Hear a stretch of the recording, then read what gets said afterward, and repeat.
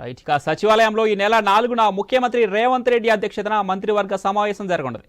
మరో 2 గ్యారంటీల అమలుపై ఈ మంత్రివర్గ సమావేశంలో చర్చించనున్నారు. ముఖ్యంగా 500కు గ్యాస్ సిలిండర్, 200 యూనిట్ల వరకు ఉచిత విద్యుత్తు పథకాల అమలుపై ఇంద్రవెల్లి బహిరంగ సభలో ముఖ్యమంత్రి రేవంత్ రెడ్డి హామీ ఇవ్వడంతో వాటి అమలుకు సంబంధించిన మార్గదర్శకాలపై కేబినెట్లో చర్చించి ఆమోదించే అవకాశాలున్నట్లు సమాచారం. ఇక రాష్ట్ర అసెంబ్లీ బడ్జెట్ సమావేశాల నిర్వహణపైన మంత్రివర్గం చర్చించనుంది.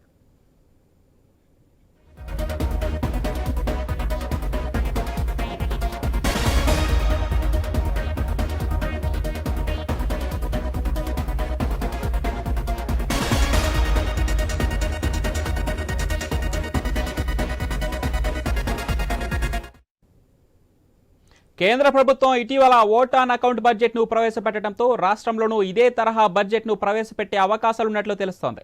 ఈ నెల 8 నుంచి బడ్జెట్ సమావేశాలను ప్రారంభిస్తారని సమాచారం. తొలి రోజు గవర్నర్ ప్రసంగంతో బడ్జెట్ సమావేశాలు ప్రారంభమవుతాయి.